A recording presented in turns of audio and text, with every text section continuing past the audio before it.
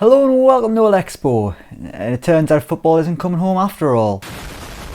Yes, it was penalty heartache once again for England as Marcus Rashford, Bukayo Saka and Jadon Sancho all missed in the penalty shootout to hand Euro 2020 to Italy. We'll talk about the penalties later on in a bit, but Christ, what a tournament, man. I mean, we came so close. You can't get close to that. We went the absolute distance in the final. It was down to the lottery of penalties and we just fell short. I mean, overall, you've got to say Italy did deserve it. They've had a great tournament. I mean, after the first game, everyone was saying they're probably the favourites. England, they've done brilliantly, but overall, you've got to say fair play to Italy. They have been the best team at the European Championships this summer. I mean, personally, I blame myself, because 4 weeks ago, I was sat here wearing a bloody Italy shirt. What was I thinking? Christ, imagine if it had been a Scotland shirt. That would have been unbearable. In terms of the predictions, I got those wrong not once, but twice. Both times I had France winning. They got knocked out in the second round by the bloody Swiss. The only thing I got right was England getting beaten in the final, which is a bit sad. At least I got it right, so I've got my own... I mean, I don't even get anything for that. I didn't put any money on it. No one really cares. I was just right and I was ready to be disappointed by England. You know what it is? I wasn't disappointed. The fact we got the final, I wasn't even bothered what happened in the final. I was bothered.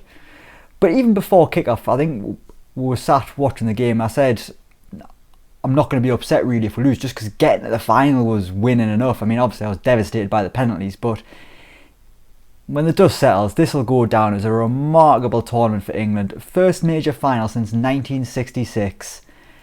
Just what a summer it's been. Absolutely amazing. It would have been incredible if they had got the job done, but just to be there was success enough, which is an absolute loser thing to say. I mean, the Italians are sat there with their medals and everything, but it was nice to be taking part in a final for once. I mean, I've never witnessed a final as a supporter. I went to the FA Vars for Shields in 2017, which wasn't quite on the same level. I mean, Christ, I'm so glad Newcastle are terrible, because I couldn't deal watching them in a cup final after watching England. Jesus Christ. At the end of the day though, does it matter that we didn't win? I mean, yes, it'll hurt for a few weeks or so. I mean, it still hurts. It was only a couple of days ago, but as I say, once the dust settles, I mean, they did so well to get to the final, and this is a special team, a special group of players, a special group of men who you can just be proud to say they represent your country better than people in government and whatnot. You know, these people really represent England. Good people. They deserve so much more. But at the end of the day, they've came closer than any England team since 1966. I mean, think of the players we've had since then. You had the golden generation. They never got this close. This England team made it to the World Cup semi-final in 2018.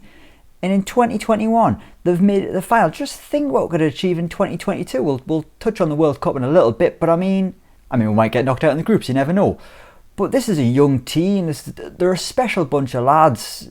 They've brought the nation together at such a shit time. I mean, these past 15, 16 months, in the grand scheme of things, have been pretty awful. But this England team, over the past month, they've given us something to get excited about, something to cheer, something to believe in. Not just sitting at home twiddling your thumbs, waiting for Boris Johnson to say whether or not you're allowed out the house. Gareth Southgate's done a great job. I mean, he's had his critics throughout the tournament, but he's always answered them. He's made brave, he's made big calls. I mean, in that first game, playing Kieran Trippier at left back, everyone wanted his head straight away before we'd even kicked a ball. It worked out. The Germany game, changing system and match them, it worked perfectly. He's made big decisions. I mean, did he get some things wrong in the final? Maybe. Has he got things wrong over the tournament? He's probably made a few mistakes, but, you know, we're only human at the end of the day. Gareth Southgate, I mean, people think his tactics are a bit boring, he's a bit conservative in his approach. Yeah, maybe he is, but it got to a final. If we'd been a bit cavalier, we'd thrown Grealish, Foden, Sancho, Saka, Rashford. If we'd thrown them all on, as if it was a game of bloody Football Manager, I don't know why I'm slagging the game off that we make money out of here. If it was a game of Football Manager or FIFA, we'd be getting absolutely bad. We wouldn't even made it out of the group stages. At the end of the day, people are going to criticise the manager, they're going to criticise the players, because sadly, that's just what some people do. Some people need to blame someone else, and they can't just, you know, take a sit back and just say, you know what, we weren't the best team at this tournament, Italy were. They have to blame someone, point the finger, call for change, as if they could have done better sitting at the pub, supping his 10th pint of Carlin. I mean, come on, pull the other one.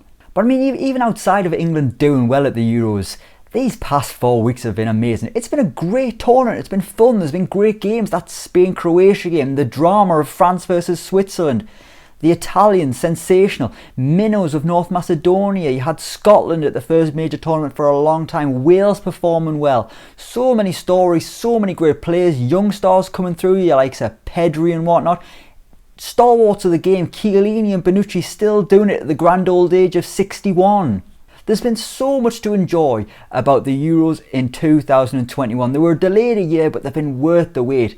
It's just been great to sit with your mates, have a beer, watch the game, fans there, a bit of atmosphere. Not the soulless experience of a 3 o'clock kickoff on Sky Sports of Burnley versus Fulham in a dreary 0-0. That's so boring. Sky didn't even put any pundits on for the game they knew it would be that bad. Football was back once again. It came home to a certain extent. And these 4 weeks have just been absolutely fantastic. And for Gareth Southgate and his team, thank you for that. Let's have a little look at the final now. And Christ, what a start it was. Roberto Carlos on the half volley. Absolutely amazing. I mean, it would have only been kicked off a few seconds and suddenly we're winning in a European Championship final. Honestly, I couldn't believe my eyes. I couldn't believe what was happening. Did we score too early? Yeah, well, it's hindsight. It's a wonderful thing. Maybe we did. I suppose we did just sort of sit back after that. Italy just managed the game a bit better than we. I mean, they've got the experience. They've been in these situations before. They know how to win tournaments, how to go deep into them. I mean, we went as deep as we could, go deep. But I mean, it was almost more painful getting that close. If we'd got humped 3-0 off Italy in the final, I mean, yeah, it would have been sad, but at least we would have known the disappointment was coming after about 60 minutes or whatever.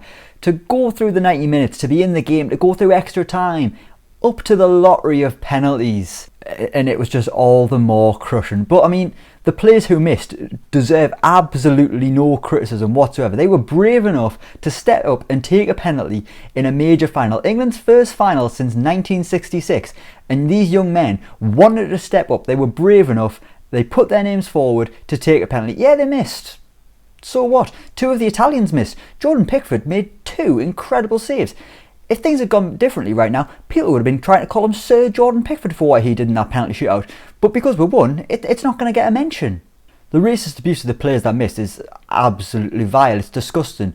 It's alright to be black until you do something wrong. It's just absolutely disgusting. But I mean, it's been going on all tournament. I mean, their own fans booed them for taking a knee, which they said at the start of the tournament was because of racial inequality. That's why they were doing it, not because of some political Black Lives Matter movement, because of racial inequality. Yet you had the likes of Boris Johnson, the Prime Minister, Priti Patel, both of those saying it was fine for fans to boo. They didn't condemn it at all, and now they're sitting there going, it's terrible that this racial abuse happened after the game, even though we told them it was fine if they wanted to boo people, taking a stand against racial inequality. I mean, it's just absolutely disgusting, and it's sad that it's just a thing that happens now. I mean, it's not a problem in football, it's just a problem in Britain.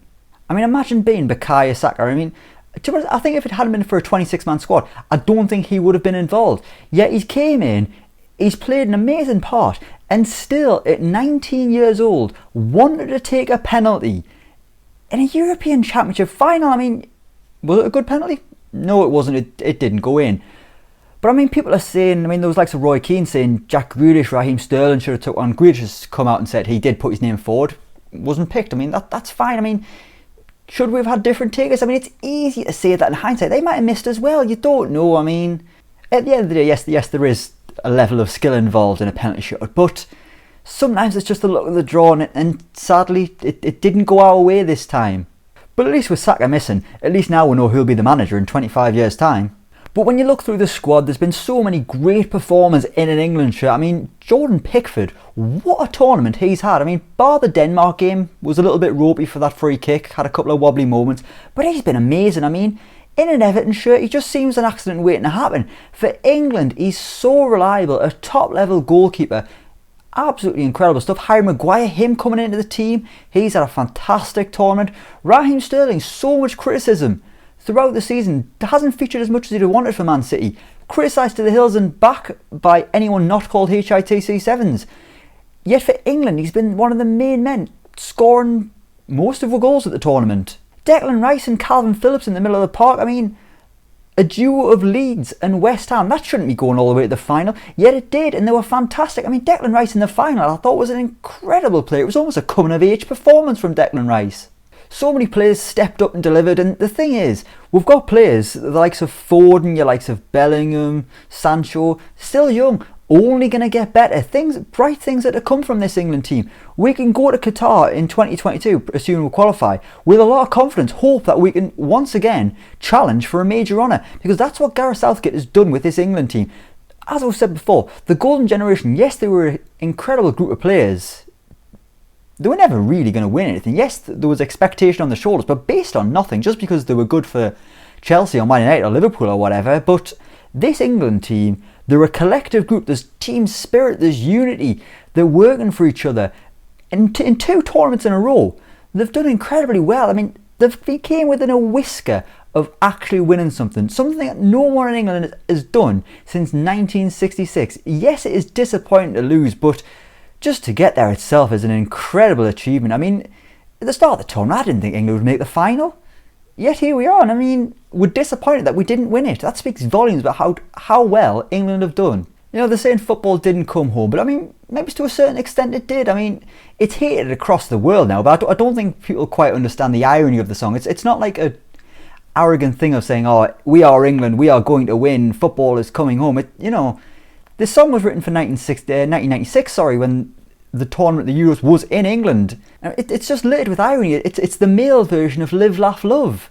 Yes, we didn't win. Football didn't come home, but we've had an amazing 4 weeks, some amazing results, some amazing memories that we'll cherish this. I mean, we'll be sat here in 40 years. Well, me and you probably won't be, but I'll probably be sat with someone else, maybe my mates, and we'll be saying, oh, do you remember that Germany game? Do you remember when we all sat and watched the Ukraine game, we had a few beers and the memories, I mean, they'll last a lifetime. If we've got to wait another 55 years for a major final, that's fine. What a night that was, man. If we've got to wait another 55 years, so be it. At least we had July the 11th. At the end of the day, Italy were deserved winners of Euro 2020. But this England team have done us, the entire nation, proud. And for that, all we can say is thank you. We will leave it there. Thank you so much for watching. Let me know what you think down in the comments below. As always, don't forget to like, share and subscribe to Elecspo. And until next time, we will see you around.